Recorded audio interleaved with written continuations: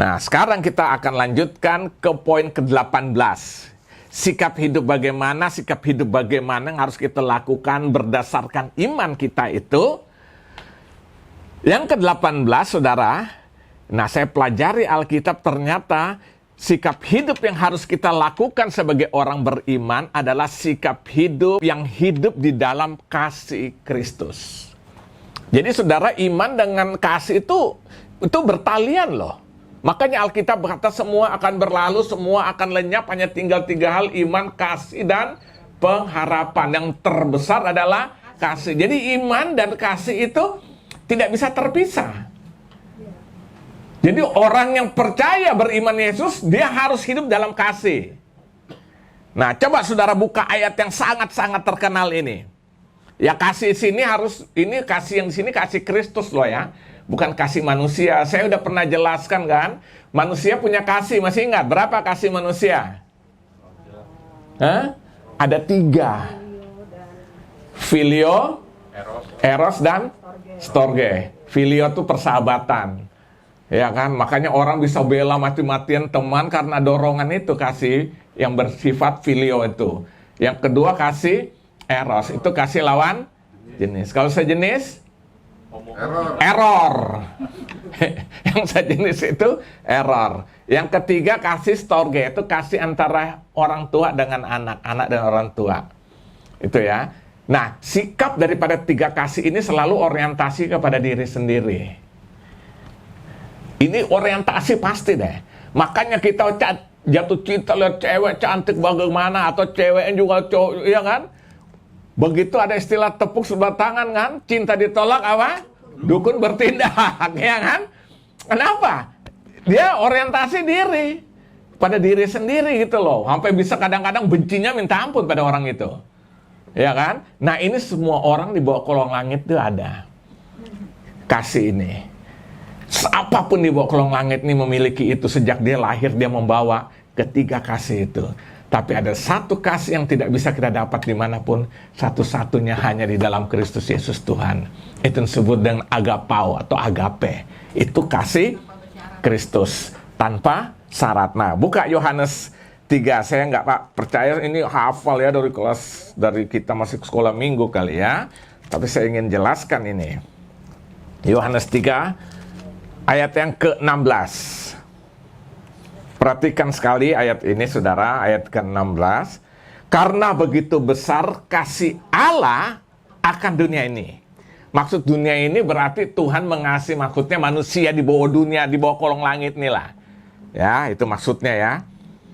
Karena begitu besar kasih Allah akan dunia ini, sehingga ia telah mengaruniakan anaknya yang tunggal. Siapa anak yang tunggal? Yesus. Berarti Yesus tuh dia berikan karena apa? Kasih. Jadi Yesus itu merupakan wujud kasih Allah yang diberikan kepada manusia. Maka sehingga ia, yaitu Allah, telah mengaruniakan anaknya yang tunggal, memberikan anaknya yang tunggal maksudnya, supaya setiap orang percaya kepadanya, setiap orang yang beriman kepadanya, tidak binasa, melainkan beroleh hidup yang kekal. Jadi begini saudara, jadi waktu kita menerima Yesus, dengan iman percaya kita, sekaligus kita terima Yesus, berarti kita terima apa itu? Kasih Allah yang diberikan kepada kita melalui Yesus. Ya dong? Kan Yesus itu adalah, Alkitab katakan Allah adalah kasih adanya. Dia memberikan kita karena kasihnya. Yesus diberikan bagi kita ya. Artinya apa? Waktu kita terima Yesus itu, maka kita otomatis menerima kasih Allah di dalam kehidupan kita ya. Ya, jadi sikap hidup yang hidup dalam kasih, artinya Yesus itu merupakan wujud kasih Allah yang diberikan kepada manusia, sehingga waktu seseorang menerima Yesus sebagai Tuhan dan Juru Selamat satu-satunya dalam hidupnya, secara bersamaan dia pun sudah menerima apa? Kasih Allah yang agape itu di dalam hidupnya. Amin. Jadi waktu saya percaya Yesus, saya terima dia sebagai Tuhan dan Juru Selamat, pada saat yang bersamaan itu saya sudah menerima apa? Kasih Allah dalam kehidupan saya. Jadi kan aneh kita bilang kita ada Yesus tapi tidak ada kasih. Aneh nggak? Itu aneh saudara. Makanya coba saudara lihat deh. 1 Yohanes pasal yang keempat. Nah saya baca aja secara cepat dah. Jadi supaya saudara mengerti satu perikop ini. Judulnya apa? Allah adalah kasih. Saudara-saudaraku yang kasih, marilah kita saling mengasihi. Lihat. Sebab kasih itu berasal dari Allah. Dan setiap orang yang mengasihi lahir dari Allah dan mengenal Allah. Ya, lahir dari Allah, mengenal Allah. Ayat 8. Barang siapa tidak mengasihi, dia tidak mengenal Allah. Sebab Allah adalah kasih. Dalam hal inilah kasih Allah dinyatakan di tengah-tengah kita, yaitu bahwa Allah telah mengutus anaknya, yaitu Yesus maksudnya, yang tunggal ke dalam dunia supaya kita hidup olehnya, hidup oleh Yesus, yang adalah wujud kasih Allah. Jadi waktu Tuhan Yesus ada dalam kehidupan saya, dia memerintah hidupku, maka pada saat bersama pasti saya hidup di dalam kasih-Nya. Ayat 10, inilah kasih itu.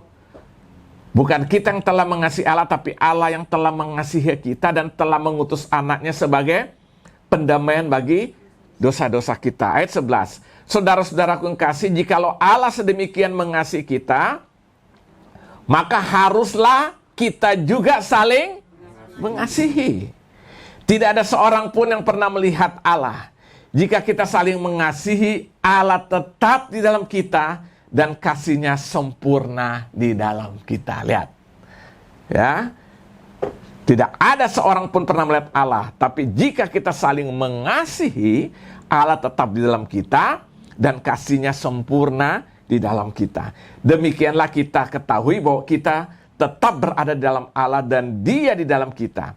Ia telah mengaruniakan kita mendapat bagian dari dalam rohnya. Ayat 14. Dan kami telah melihat dan bersaksi, lihat.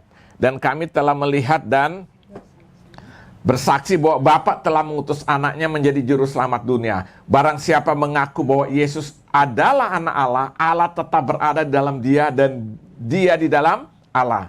Kita telah mengenal dan telah percaya akan kasih Allah kepada kita. Allah adalah kasih. Dan barang siapa tetap berada dalam kasih, lihat. Allah adalah kasih dan barang siapa tetap berada dalam kasih, ia tetap berada di dalam Allah dan Allah di dalam dia. Jadi waktu kita hidup dalam kasih berarti itu Allah ada dalam kehidupan kita, ya kan? Ya, saya ulangi. Allah adalah kasih, barang siapa telah berada di dalam kasih, hidup di dalam kasih, ia tetap berada di dalam Allah dan Allah di dalam dia. Dalam hal inilah kasih Allah sempurna di dalam kita, yaitu kalau kita mempunyai keberanian percaya pada hari penghakiman, karena sama seperti Dia, kita juga ada di dalam dunia ini. Ayat 18, dalam kasih tidak ada ketakutan.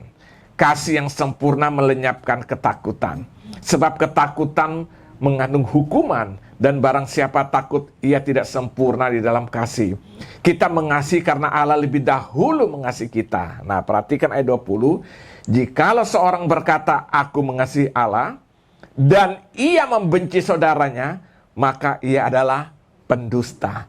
Karena barang siapa tidak mengasihi saudaranya yang dilihatnya, tidak mungkin mengasihi Allah yang dilihat. Yang tidak mungkin mengasihi Allah yang tidak dilihatnya.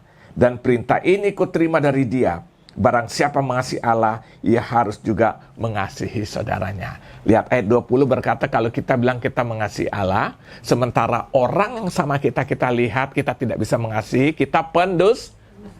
Logik gak? Logik. Bagaimana Allah yang tidak kita lihat, kita bilang mengasihi, yang kelihatan aja gak bisa. Tapi kalau kita balik sampai yang tidak kelihatan kita bisa mengasihi, apalagi yang kelihatan. Amin? Nah, jadi saudara lihat di sini, saudara, sikap hidup macam apa yang harus kita lakukan dalam kehidupan kita berdasarkan iman itu, yaitu sikap hidup di dalam kasih Kristus. Nah, saya percaya orang yang tetap hidup di dalam kasih, maka dia sedang hidup di dalam Tuhan itu sendiri. Amin. Dia benar-benar mengasihi Tuhan dan Tuhan ada di dalam kehidupannya. Ini saudara, ini mutlak saudara. Inilah luar biasa pelajaran kekristenan saudara. Karena makanya Kristen itu bukan seperti agama-agama dengan ritual-ritual ya kan. Macam-macam gitu. Kita menyembahnya tidak di batas waktu dan tempat loh. Kita tuh bebas kapan aja, nggak ada aturan yang mengajar. Maka bagaimana kita lihat bagaimana waktu Yesus berjumpa dengan wanita yang berdosa itu ya kan, wanita Samaria itu kan, dia bilang kita diajar menyembah gunung. Yesus bilang tidak, sekarang tiba saatnya penyembah benar menyembah di dalam roh dan kebenaran. Nah saudara lihat, ini kekristenan itu ajaran itu luar biasa saudara. Karena kita tidak terikat dengan hukum-hukum. Saya pernah jelaskan, kan ada 3 hukum tuh, ingat enggak? Yaitu hukum moral, ya kan? Ada hukum moral, ya kan? Terus apa lagi? Hukum seremonial. Yaitu tata ibadah itu loh. Harus begini, harus begitu, ya kan? Orang-orang Yahudi tuh sampai sekarang masih terus hukum sipil. Ya sekarang kita sudah enggak lagi hukum sipil. Tapi yang jelas hukum moral itu kan, hukum Taurat itu loh, moral itu hukum Taurat. Jangan begini, jangan begitu, harus begini, harus begitu. Terus seremonial, tata peribadatan itu loh. Lihat. Nah, kekristenan Yesus bongkar semua itu, sampai sekarang kita tidak hidup dalam itu lagi. Kita diajarkan puasa. Tapi yang Yesus ajarin, kalau kamu puasa aja cuci mukamu, minyaki rambutmu supaya fresh, orang nggak tahu ya kan? Karena apa? Yesus selalu mengajarkan dari dalam yang ke luar. Hukum-hukum itu termasuk hukum Taurat mengajar dari luar, mudah-mudahan nyampe ke dalam. Saudara lihat. Ini bedanya. Makanya saudara lihat, Rasul Paulus tuh ahli Taurat tapi jahatnya ampun-ampun. Tapi Yesus datang dalam kasihnya atau menghidupkan. Amin. Oh, beda banget hukum kasih saudara. Nah itu sebabnya sikap hidup macam apa yang harus kita nyatakan sebagai bukti kita orang beriman. Sikap hidup yang hidup di dalam kasih Kristus. Amin. Saya percaya kalau kita lakukan ini saudara lihat. Luar biasa. Coba lihat lagi dalam Yohanes pasal 14 ayat 15. Yohanes 14 ayat ke-15. Haleluya. Yohanes 14 ayat yang ke-15 berkata demikian. Jikalau kamu mengasihi aku, kamu akan menuruti segala perintahku. Maka Yesus bilang, kalau kamu mengasihi aku, kamu akan menuruti segala perintahku. Jadi wujud kita mengasihi Tuhan, waktu kita menuruti seluruh perintah Tuhan, menuruti seluruh apa yang firman Tuhan ajarkan. Itu kita praktekkan, itu kita sedang menunjukkan bahwa kita betul-betul mengasihi Tuhan. Amin. Dan dampak daripada kita mengasihi Tuhan, kita juga akan bisa mengasihi sesama. Amin. Nah, jadi saudara lihat, inilah sikap hidup orang yang beriman. Maka saya sampai hari ini tidak percaya kalau orang bilang dia beriman, tapi hidupnya tuh tidak bisa saling mengasihi. Kebencian, dendam, ya kan, iri hati sama orang, senang lihat orang susah lihat orang senang. Tinggal bolak-balik aja kan. Ada nggak di gereja? Banyak saudara. Senang lihat orang nggak senang ya. Maka saya selalu bilang gereja ini bengkel. Yang nggak beres silakan datang sini, kita nyatakan kasih Tuhan. Kita tegur karena kasih itu juga menegur. Amin. Tinggal orang yang mau berubah atau tidak. Jadi bukan usir, sana loh. Bukan, ini bengkel. Amin. Ya kita juga kan sama latar belakang juga dulu kan. Jadi saudara di sini kita lihat. Jadi yang ke-18, sikap hidup macam apa yang harus kita nyatakan berdasarkan iman kita. Sikap hidup yang hidup di dalam kasih Kristus. Amin. Kita saling mengampuni. Jangan simpat kepahitan leh. Jangan benci dalam hati dipendam. Yesus bilang boleh marah nggak? Yesus pernah marah nggak? Tapi Yesus bilang kalau marah jangan sampai matahari terbenam dan tidak selesai. Artinya apa? Itu tidak dipendam. Itu pertama. Yang kedua, jangan sampai matahari terbenam. Artinya sampai kegelapan menguasai. Orang yang tidak bisa mengampuni terus akhirnya dikuasai oleh kegelapan. Udah, benci udah itu. Udah, waduh repot deh udah kayak gitu. Itu kepahitan saudara. Makanya kita harus tetap dalam kasih. Supaya hidup kita senang, sukacita, amin. Dan Alkitab bilang hati gembira adalah obat yang manjur. Semangat yang patah, keringkan tulang. Selama hidup dalam kasih pasti ini kan alami seperti ini, amin. Itu yang ke-18. Sekarang yang ke-19, yang terakhir aja. Sikap hidup bagaimana yang harus kita lakukan berdasarkan iman kita. Yang ke-19, sikap hidup yang selalu mengalah. Nah, jadi orang beriman tuh hidupnya mengalah loh. Ya kan? Nah, soalnya persoalan sekarang kita pikir kalau saya mengalah berarti saya kalah, ya kan? Itu konsep dunia, saudara. Coba saudara buka dalam Kejadian 13. Ini contoh bapak segala orang beriman. Jadi kalau bicara iman, tidak usah ngomong lagi dah dengan Abraham. Tuhan mengikat perjanjian sama dia karena imannya itu luar biasa. Kita dapat perjanjian berkat Tuhan turun sampai hari ini di dalam Yesus itu karena Abraham yang beriman. Jadi kalau bicara soal iman, inilah contoh keteladanan yang luar biasa. Lihat Kejadian pasal 13. Kejadian pasal 13 ayat 7 sampai 9. Sudah? Ayat 7 sampai 9. Karena itu terjadilah perkalian antara para gembala Abraham dan para gembala Lot. Waktu itu orang Kanaan dan orang Feris diam di negeri itu. Maka berkatalah Abraham kepada Lot, janganlah kiranya ada perkelahian di antara aku dan engkau. Ya kan? Jangan ada perkelahian di antara aku dan engkau. Dan antara para gembalaku dan para gembalamu, sebab kita ini kerabat. Ayat 9.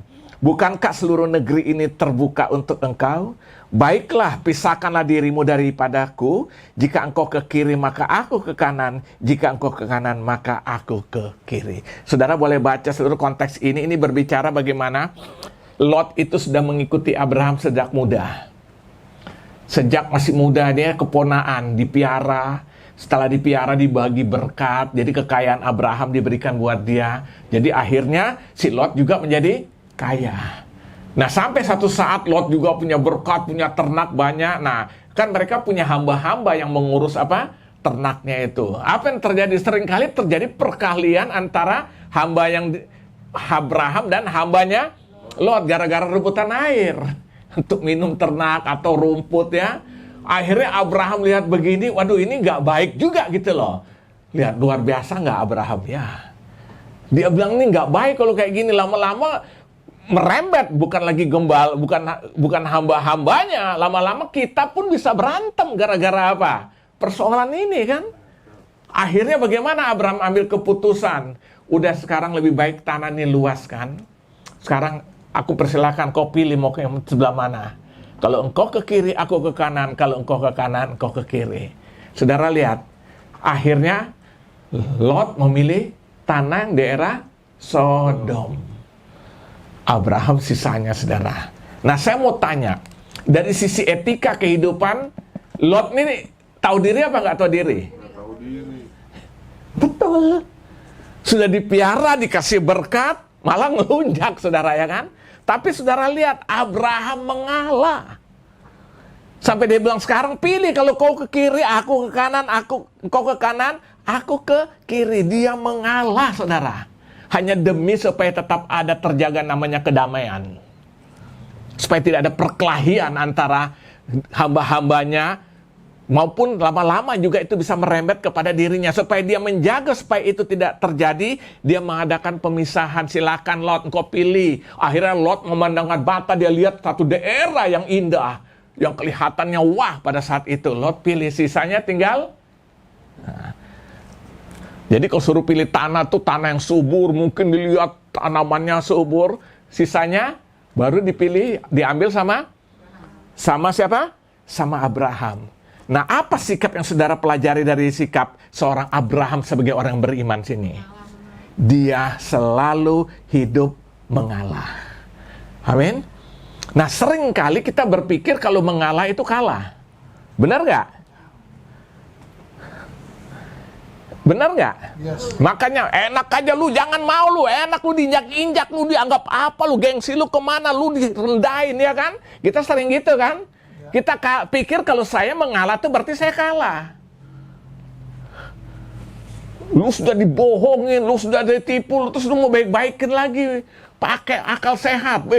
Meyakinkan ya. Kau udah pakai akal sehat ya kan. Logik dong berpikir ya kan. Lu sudah dicurangin, lu masih baik lagi sama dia. Kenapa? Kita pikir kalau mengalah itu kalah.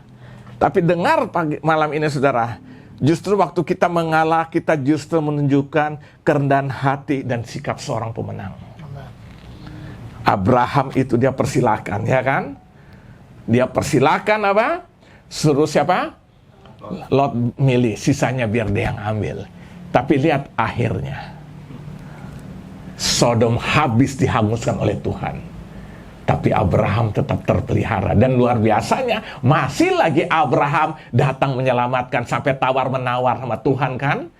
Waduh, saya renungkan ini luar biasa. Dia minta Tuhan, seandainya ada 50 orang, engkau akan habisi enggak Sodom nih? Tuhan bilang enggak. Ternyata hitung-hitung enggak ada. Turun lagi. Kalau cuma 45, Tuhan bilang enggak. Terus sampai 10 pun enggak ada. Kalau kita masa bodoh loh ya kan. Ini kan sikap orang beriman yang luar biasa yang dia nyatakan lewat sikap kehidupannya. Yang selalu sikap mengalah. Nah hari ini saudara, kalau kita mau ingin menyatakan iman dan sikap hidup kita yang kita nyatakan lewat beriman, sikap hidup mengalah terus ada saudara. Nah saya beri contoh Yesus. Waktu apa? Disalibkan. Dia mengalah nggak? Saudara bayangkan selama ini orang cuma tahu Yesus itu pembuat mujizat yang luar biasa. Makanya murid-murid bangga kan? Yang tuli mendengar, yang timpang berjalan normal ya kan? Buta dicelikan, yang spektakuler sekali. Saudara tahu apa? Waktu Lazarus mati 4 hari dia bangkitkan. Tapi pada hari terakhir dia diseret, diludahi seakan-akan tidak berdaya. Saya mau tanya, dia bisa nggak waktu itu melawan, minta malaikat Tuhan turun menghabisi orang itu? Sangat bisa. Tapi dia tidak melawan karena dia tahu rencana Tuhan itu melalui hidupannya. Di situ dia merendahkan dirinya. Dan dia tetap hidup dalam satu ketaatan, termasuk sikap mengalah. Makanya Alkitab berkata, seperti domba, ya kan? Dibawa ke tempat pembantaian. Ya kan? Seperti domba. Domba itu binatang lemah. Dia nggak ngelawan. Dia hanya mengalah. Nah saudara malam ini, biar kita tunjukkan sikap iman kita dalam hidup ini lewat sikap yang selalu mengalah. Buangkan biar aja orang bilang kita kalah, nggak apa-apa. Nggak apa-apa. Lihat akhirnya. Akan dibuktikan itu. Makanya Paulus bilang dalam 1 Korintus 15 ayat yang 17, jikalau Kristus tidak dibangkitkan, maka sia-sialah iman percaya kita. Lihat, karena apa? Yesus nyatakan lewat sikap seakan-akan dia kalah. Tapi Alkitab katakan waktu dia mati, dia masuk dalam jurang maut dan dia rebut kunci kerajaan maut itu sehingga dalam kekuasaan genggamannya. Amin. Hari ketiga dia bangkit dalam kemenangan. Alkitab bilang, hai maut, di manakah sengatmu? Untuk sementara kelihatannya kalah, dia mengalah. Seperti domba dibawa ke tempat pembantaian. Tapi akhirnya dalam kemenangan dan kemuliaan sampai hari ini, maka kita bisa jingkrak-jingkrak atas namanya. Amin. Karena apa? Dia menang, dia bangkit. Nah ada satu peristiwa yang kita lihat, dia mengalah. Ya kan? Ayo saudara, kita harus belajar mengalah. Seringkali kita paling senangnya ngotot saudara. Ya kan? Yang perlu belakangan benar salah yang perlu ngotot dulu. Move dulu istilahnya lagi. Kita move dulu ya kan? Ngotot dulu. Ya nggak usah lah. Bahkan kadang-kadang kita benar kita ngalah loh. Saya berani jamin saudara. Waktu kita sebenarnya benar tapi kita ngalah buat apa?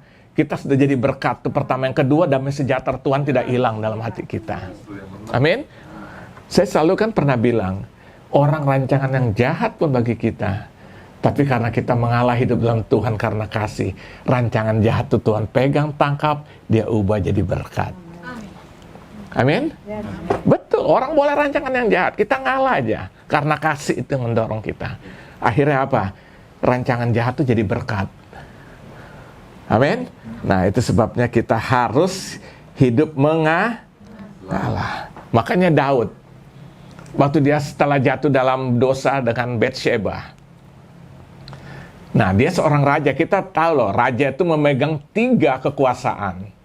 Yudikatif, eksekutif, legislatif.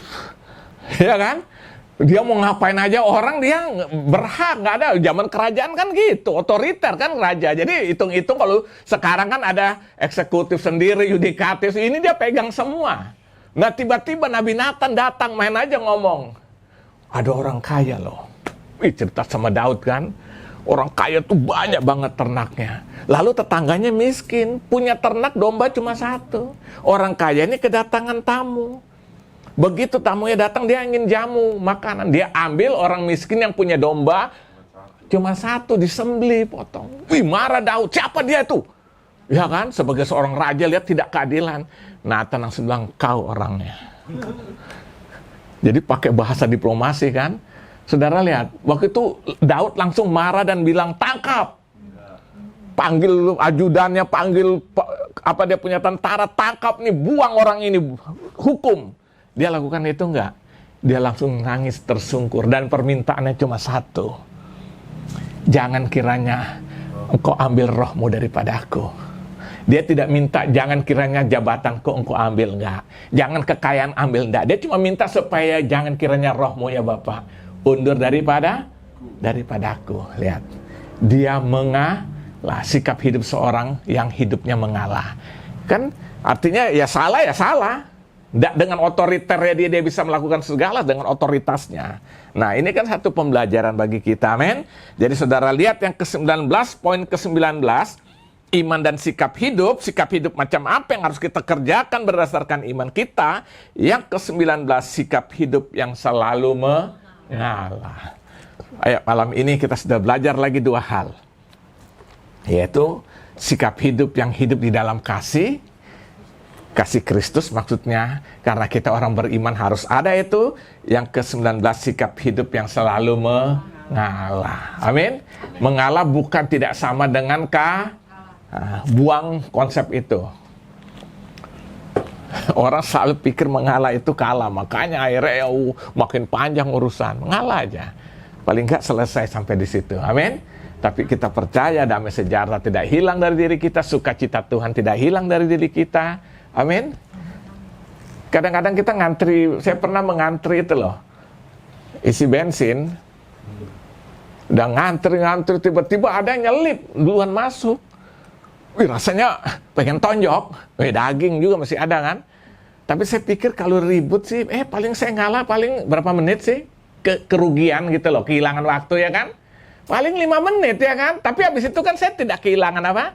Sukacita, damai sejahtera. Kalau kita sampai ribut kan hilang loh itu ya kan. Nah, saudara lihat, jadi sikap mengalah itu sebenarnya bukan kalah, dia justru menunjukkan seorang pemenang. Nah malam ini tunjukkan sikap iman itu seperti itu, amin. Jadi kita bisa lebih mengerti lagi tentang iman dan sikap hidup. Saya kira ini aja sampai di sini. Tuhan Yesus berkati.